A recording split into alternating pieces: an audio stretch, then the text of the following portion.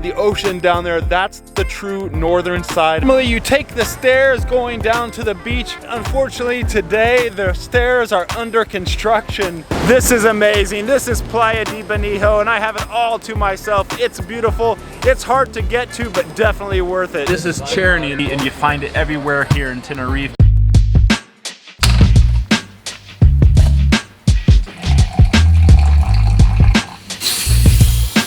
That's it. A great way to start the day. Let's have a look at the view. Today we're on the northern coast. We're in Santa Cruz de Tenerife. New location for me. You saw my Airbnb apartment tour last night. Now look at this. Let's have a look, see what the view's like. The clouds are clearing here off the coast of Santa Cruz, and today we're heading to the far north coast of Tenerife, to Playa de Benijo, one of the most secluded beaches in all of the island, with this black sand, its towering rocks, and its dramatic cliffs. To get there, we gotta drive from here in Santa Cruz de Tenerife. It's 1 hour's drive north on a squiggly road up the TF12.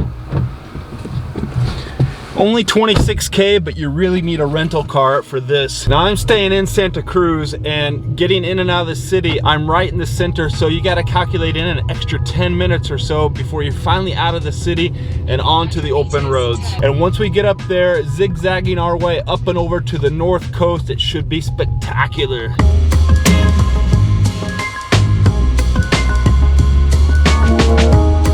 The drive alone going to Playa de Benijo is worth it because you get these breathtaking, stunning views. Look at that, the ocean down there. That's the true northern side of Tenerife.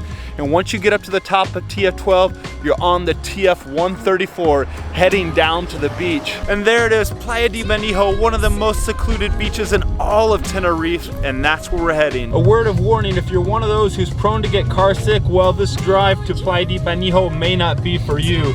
However, a tip is sit up in the front seat, and if you need to take some medicine, do so beforehand.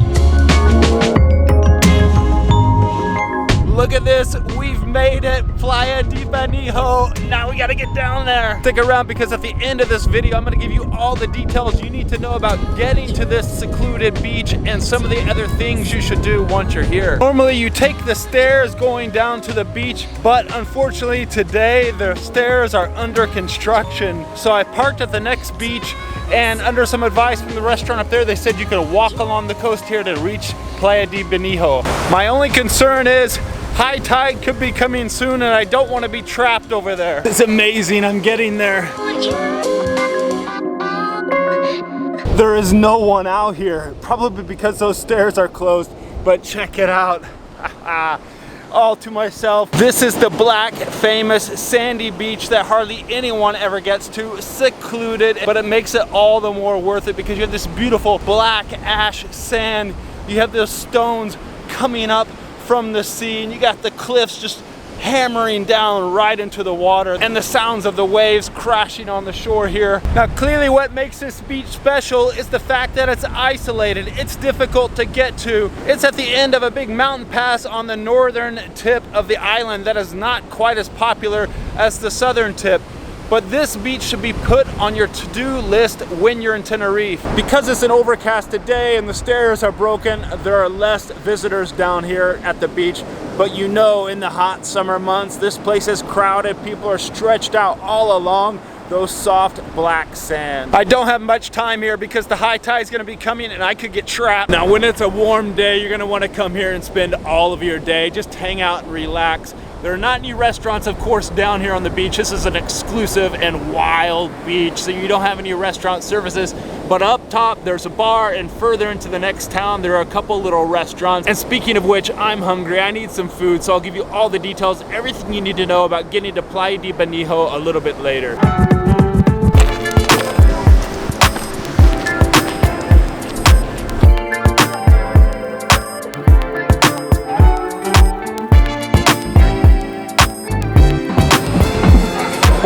This place looks all right, and with the $1 million view, look at that. Restaurante Los Rocas Casa Pepe, and we're kicking things off with a nice, healthy salad Look at that, avocados on top. We have some tomatoes in there, shredded carrots. Ha ha ha, now let's get into this. That's good. That's just what I needed. Truth be told, at home, I'm having a salad every day. That's normally my lunch. I don't eat like a madman like I do every day when I'm traveling here in Tenerife. Now this restaurant is a series of 3 or 4 different restaurants, including Casa Africa I can see right down there. That's just about a 10-minute drive from where we were down at Playa de Benijo. Look at that fish that arrived. This is cherny, and it's very similar to a codfish. It's white, it's chunky meat, and you find it everywhere here in Tenerife.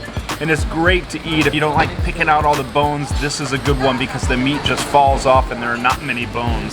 Soft and delicious, a true Tenerife treat. This thing was grilled with plenty of garlic. It looks like some parsley in there as well. Overall rating on that place, 8 out of 10. It was a super value with that churny fish. I had that big salad included with the bottle of water. I paid €18. Value, 10 out of 10. Quality, 7 out of 10. I had that side salad, pretty normal, but that churny was delicious. And it's one of those things you have to try when you're here on Tenerife. Atmosphere, who can complain? 9 out of 10. You sit there, you got a great table, and just right across the way, you have the beach with the waves coming in. You got the rocks, the surfers are out there doing their things, the clouds moving about. Good place. I think I've determined I like the southern part of Tenerife better than the northern part, but up here in the north there are some of these fabulous beaches like Playa de Benijo. These beaches up here in the north take more time to get to, but as you saw today, it's well worth it because you get these huge natural looking landscapes, rocks coming in and out of the ocean. It is wonderful. Some of the things you need to consider when you're visiting Playa de Benijo: you need to stay up here in the north like Santa Cruz de Tenerife if you want to visit some of these beaches.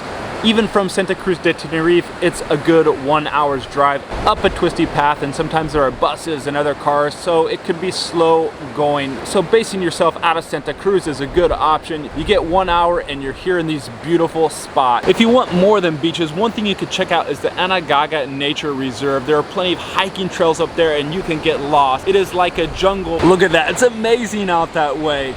Playa de Benijo just over that way, well, take into consideration it's a hike down there, so I would not take children along. Also, it can be rocky and rough, and during the high tide there's not much beach available. When the tide's low, you have that beautiful black sand, but to get there you have to get down those stairs, or in the case today the stairs were closed, so be prepared to hike along the coast, which isn't that difficult, but I would leave the kids at home. But get up here to the north of Tenerife and don't just limit yourself to the Terrajitas beach near Santa Cruz.